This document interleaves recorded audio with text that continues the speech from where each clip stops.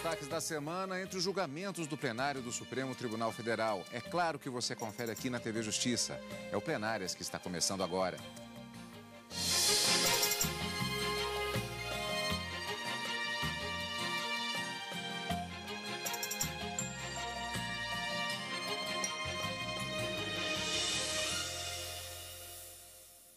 Destaques da sessão do dia 30 de abril de 2014. Bom, Karina, a partir daí acho que o próprio telespectador já repara que há uma diferença na sessão plenária desta semana, porque nós tivemos diversas questões que influenciaram, não no resultado dos julgamentos, mas na administração, na própria logística. Primeiro, o fato de que nós temos o feriado do dia 1º de maio, que impossibilitou justamente a realização de sessão na quinta-feira, e ainda um falecimento de um ministro aposentado do Supremo Tribunal Federal, que fez com que tivéssemos uma sessão única começando um pouco mais tarde. Mas os julgamentos, isso não foi, a pauta de julgamentos não foi de maneira nenhuma afetada ainda assim. Não, de forma alguma. Houve, no caso, o recebimento de uma ação penal contra mais um deputado federal, que deve responder agora uma ação penal aqui no Supremo, e também matérias processuais envolvendo competência do Supremo para julgar ações que envolveriam, de uma certa forma, uma determinação do CNJ, do Conselho Nacional de Justiça, um questionamento envolvendo o artigo 102, que fala das competências originárias do Supremo Tribunal Federal para processar ações contra o Conselho Nacional de Justiça e o Conselho Nacional do MP. Isso seria para todas as ações, apenas para as ações constitucionais. Isso foi bastante discutido também nessa sessão única da semana, além de outros temas, como responsabilidade subsidiária da administração pública, quando uma determinada empresa deixar de cumprir com suas obrigações trabalhistas, quando for uma empresa terceirizada.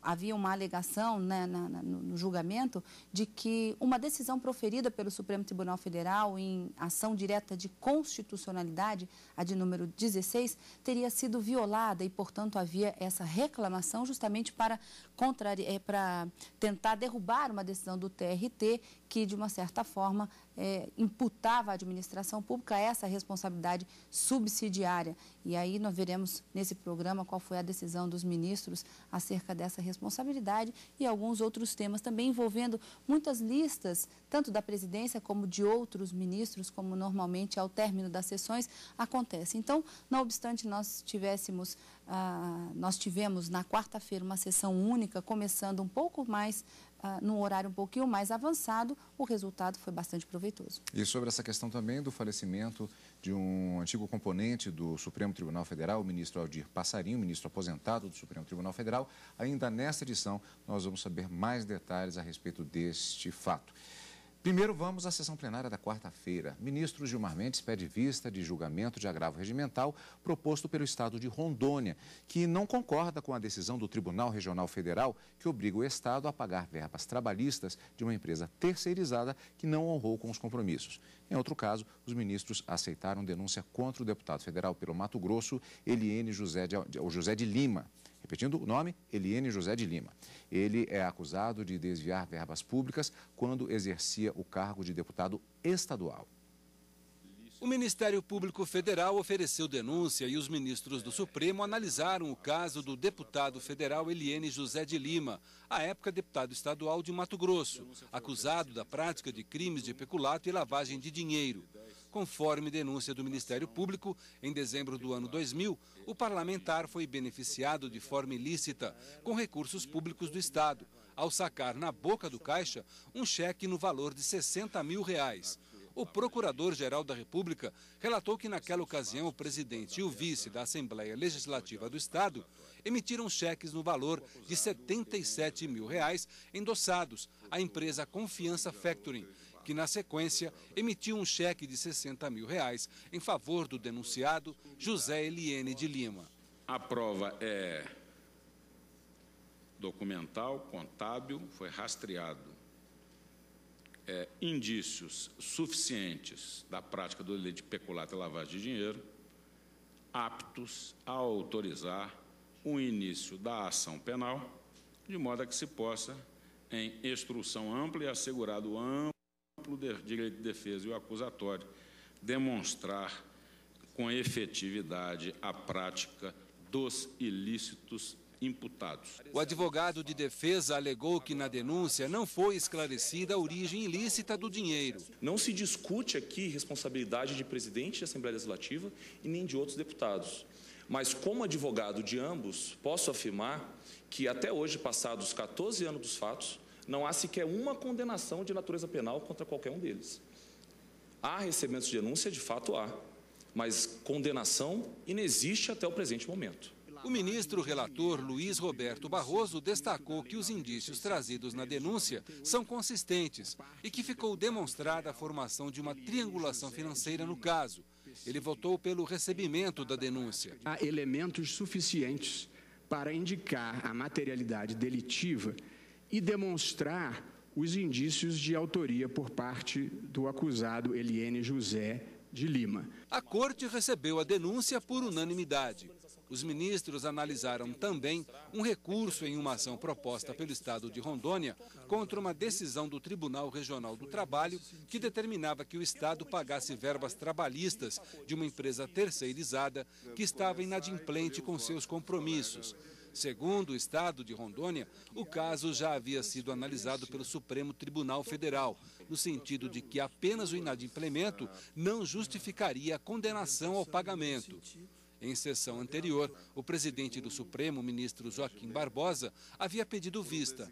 Desta vez, ele seguiu o voto do relator, ministro Dias Toffoli, que votou pelo desprovimento do recurso. A longa transcrição do debate, então, ocorrido, que eu me absterei de ler na íntegra nessa oportunidade, revela que a confirmação da constitucionalidade do dispositivo impugnado não excluiu a possibilidade de responsabilização da administração pelas verbas trabalhistas não honradas pelas empresas contratadas, no caso concreto.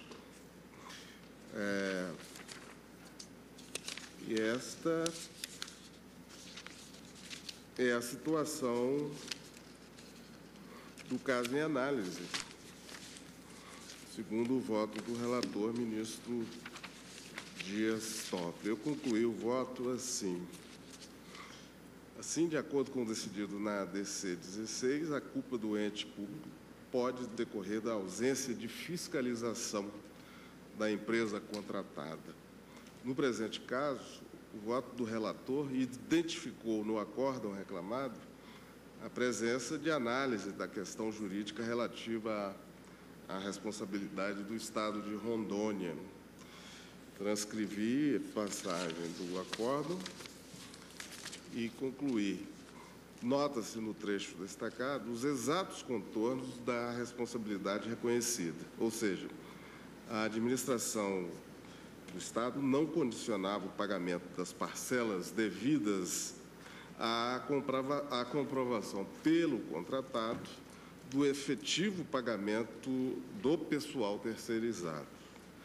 Tal fundamentação me parece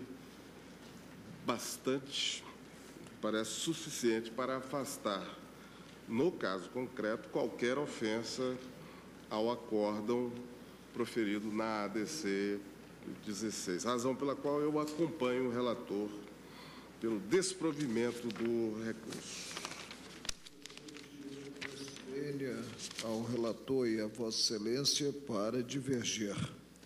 O Tribunal entendeu ígido, frente à Constituição Federal, o artigo 71 da Lei 8.663, de 93, e, mais especificamente, o parágrafo 1º nele contido, a revelar que não cabe a responsabilidade subsidiária do ente público que contrata a empresa para prestação de serviços terceirizados. O que ocorreu na espécie? A partir desse julgamento da ação declaratória, declaratória, né, ministro, de constitucionalidade, número 16, a partir desse julgamento, como já disse com desassombro em uma das últimas sessões, passou-se a dizer que haveria a responsabilidade subsidiária que o preceito especial afasta, considerada a escolha pelo poder público da empresa contratada, quando essa escolha decorre de licitação. O poder público não pinça a bel prazer esta ou aquela empresa. Também se passou a concluir, no âmbito da minha eterna justiça, que é a Justiça do Trabalho, que se teria, no caso, a ausência de fiscalização do poder público, da empresa ou do órgão público contratante. Mas o órgão público não pode se substituir à própria empresa, não pode colocar dentro da empresa um fiscal para saber se há ou não a observância dos direitos trabalhistas. Já o ministro Gilmar Mendes pediu vista e o agravo regimental voltará a ser analisado em outra sessão. Bom, foram apenas alguns dos julgamentos que aconteceram na sessão plenária desta quarta-feira, que, voltamos a dizer, foi sessão única que aconteceu, primeiramente, por causa da questão do falecimento do ministro Aldir Passarinho, vamos ver a cobertura completa daqui a pouco, e também o fato que foi a única sessão da semana por conta do feriado do dia 1º de maio. E, Karina, nós tivemos, assim, também só para registro, nós tivemos também a realização de sessão administrativa, logo no início da sessão plenária, inclusive com uma decisão que ela não tem uma importância propriamente jurídica, mas tem uma importância, digamos, logística, até histórica, de certa forma, que foi a decisão no sentido de que, a respeito do prédio do Conselho Nacional de Justiça, que é uma questão administrativa. Atualmente, o CNJ funciona aqui, como disse o próprio ministro Joaquim Barbosa, em caráter precário no prédio do Supremo Tribunal Federal. Já havia um entendimento no sentido de se buscar um local próprio para a atuação das atividades constitucionais do Conselho Nacional de Justiça. Isso foi tratado exatamente em sessão administrativa, que foi aberta, aconteceu exatamente no início da sessão plenária desta quarta-feira. E na sessão jurisdicional, propriamente dita, na parte de julgamentos, nós tivemos esses julgamentos que vimos agora, mas não foi só nisso, não. Tivemos, por exemplo, Karina, também um julgamento conjunto que tratou de competência do Supremo Tribunal Federal. Do que tratou exatamente, do que foi exatamente essa história relacionada a estes dois processos que foram julgados em conjunto. Tratava-se de uma questão de ordem numa ação originária e a outra um agravo regimental numa ação civil originária também.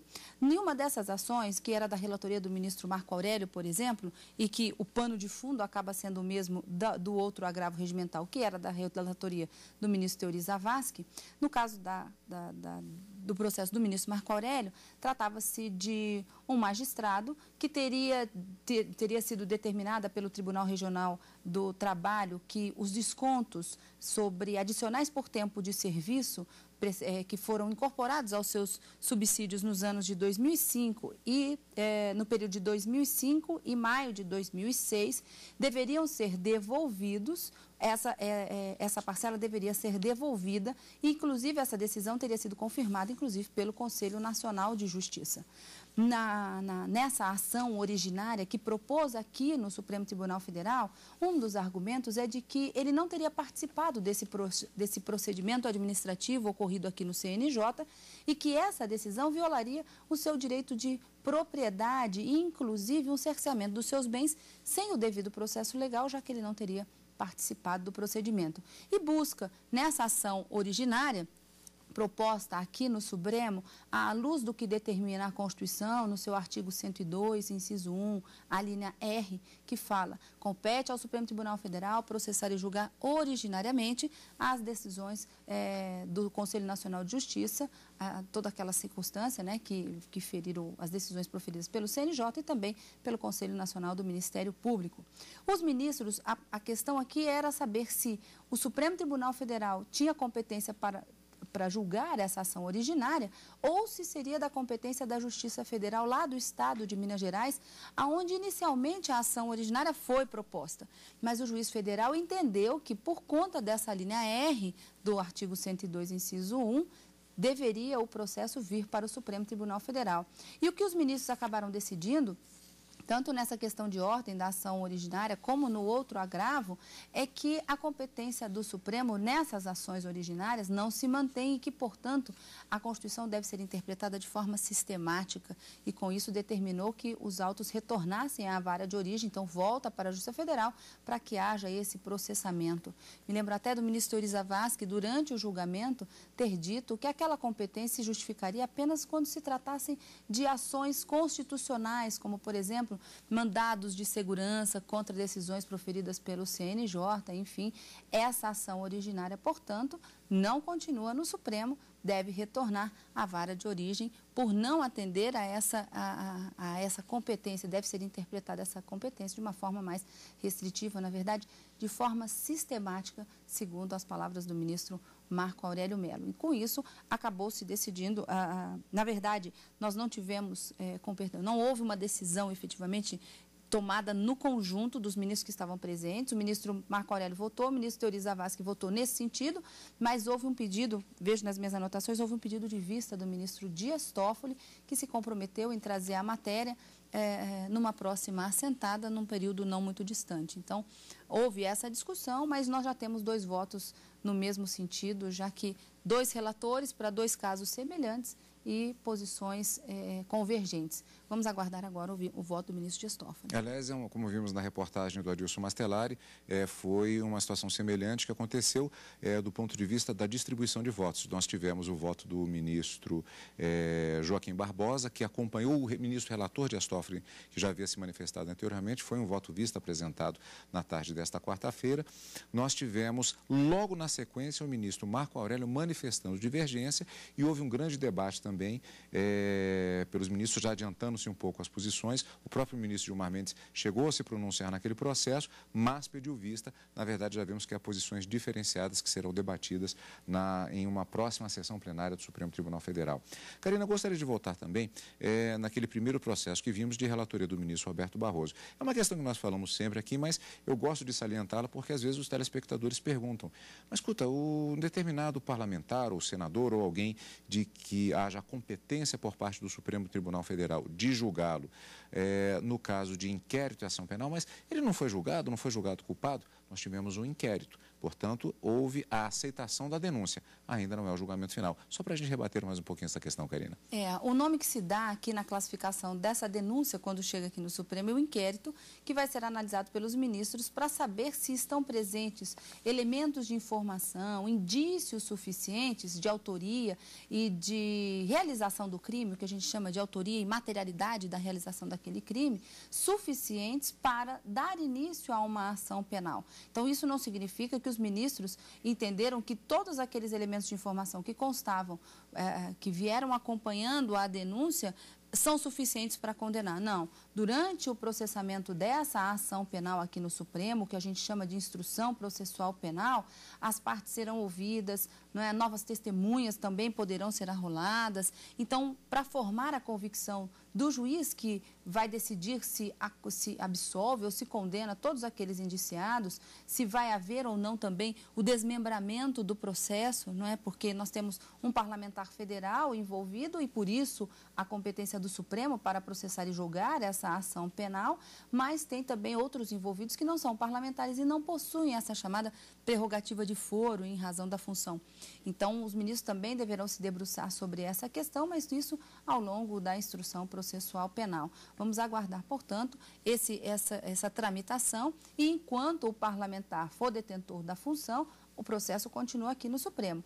Caso ele não venha a se reeleger deputado federal ou não se reeleger senador da República e perder esta função, vamos dizer assim, não se reeleger para esta função, o processo sai do Supremo e vai para o juiz natural competente para processar e julgar essa ação. Então, mantém-se aqui no Supremo enquanto o deputado for detentor desse cargo ou dessa função pública. De vez em quando alguém pergunta assim, mas ele não tinha sido condenado numa outra sessão, ele foi absolvido agora no mesmo processo? Não, são coisas diferentes. Agora foi só o início da ação penal, na verdade, que bastam indícios para que esse processo comece, para que esse processo efetivamente se origine aqui no Supremo Tribunal Federal.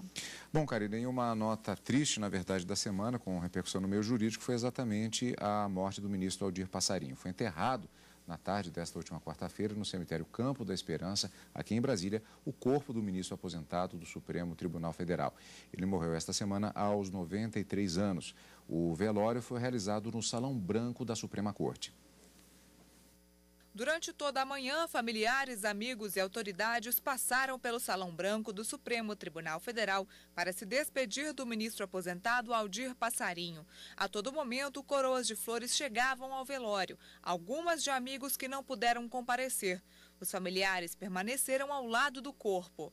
O filho, que é ministro aposentado do Superior Tribunal de Justiça, Aldir Passarinho Júnior, afirmou que a morte do pai foi uma perda para o judiciário. Ele sempre teve um empenho, uma dedicação muito grande, tanto como juiz, pela cautela, pelo cuidado em examinar profundamente as questões, em estudar os casos e aplicar o bom direito e o bom senso, o senso jurídico, e também como advogado no trabalho em favor das pessoas que ele assistia, assim, sempre com muito vigor. E isso foi dito por todos que conviveram nessa segunda etapa, ele como advogado e os outros como magistrados diziam isso dele. O corregedor-geral do Conselho Nacional de Justiça, ministro Francisco Falcão, falou das lembranças que tinha da longa amizade de seu pai, o ministro falecido do STF, Jaci Falcão, com o ministro aposentado Aldir Passarinho. E eram duas pessoas muito parecidas, porque como o ministro Aldir, me permitam dizer, de Jaci Falcão, também era uma pessoa desprovida de vaidade e de qualquer sentimento de superioridade. Todos nós, um dia, vamos ser ex-ministros, ex-desembargadores, ex-juízes, e aos que passam pelos cargos e que não deixam nenhuma marca, e aos que passam e deixam as suas marcas.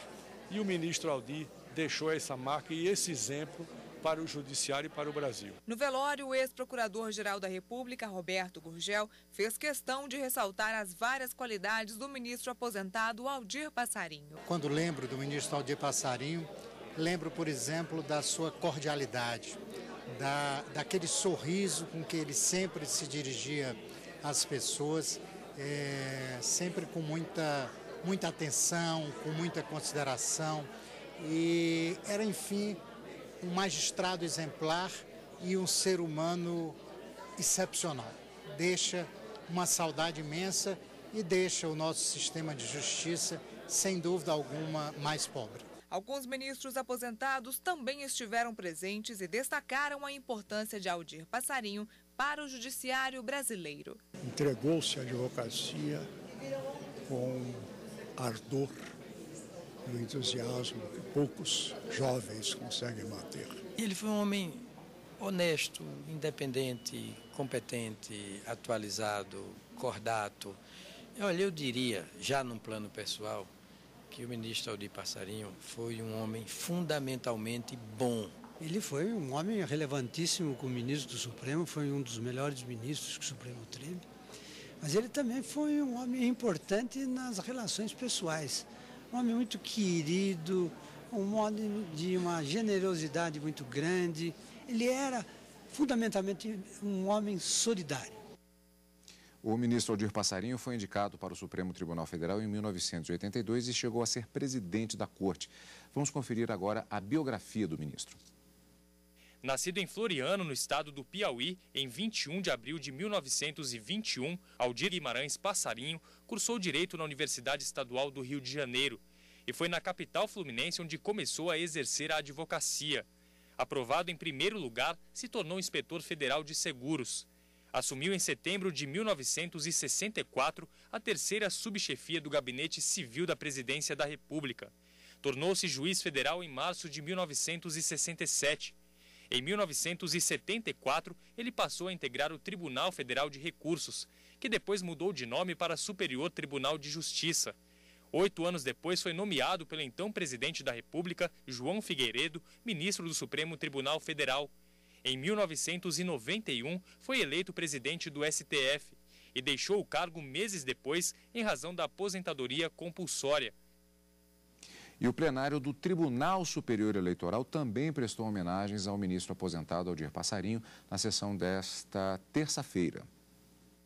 Na sessão plenária desta terça-feira, o presidente do TSE, ministro Marco Aurélio, lamentou a morte de Aldir Passarinho, que presidiu a Corte Eleitoral em 1989. Falo, creio, em nome dos colegas quanto ao sentimento de pesar, e as condolências serão consignadas nos anais do tribunal e transmitidas aos familiares. O vice-procurador-geral eleitoral, Eugênio Aragão, falou em nome do Ministério Público. Foi uma pessoa extraordinária, com humanismo e sensibilidade fora de série, uma elegância muito grande no trato com as pessoas. É uma perda inestimável.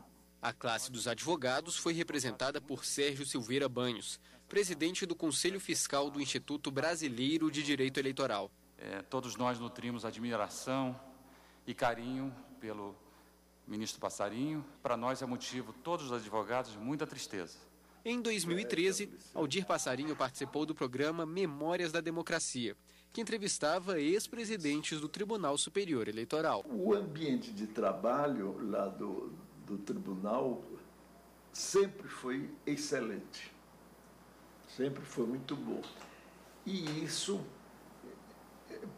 proporcionava uma eficiência muito grande nos trabalhos, porque essa harmonia completa, esse entendimento que havia muito grande, isso logicamente influía na produção de todos. O ex-presidente do TSE morreu aos 93 anos. Um colega julgador, um grande chefe de família, e eu diria mesmo um varão da República.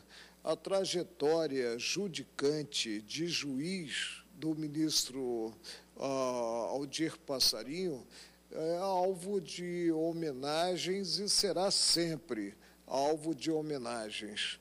E será ele, ministro Passarinho, muito falado no futuro, porque mais importante do que ter-se os votos de pesar quanto ao passamento de um colega é manter esse colega vivo nas nossas memórias. Bom, por aqui fica esta edição do nosso programa Plenárias desta semana. Já temos encontro marcado, né, Karina? E com as homenagens ao ministro Aldir Passarinho, nós nos encontramos na próxima semana, ao vivo, no Direto do Plenário, e no final de semana com plenárias.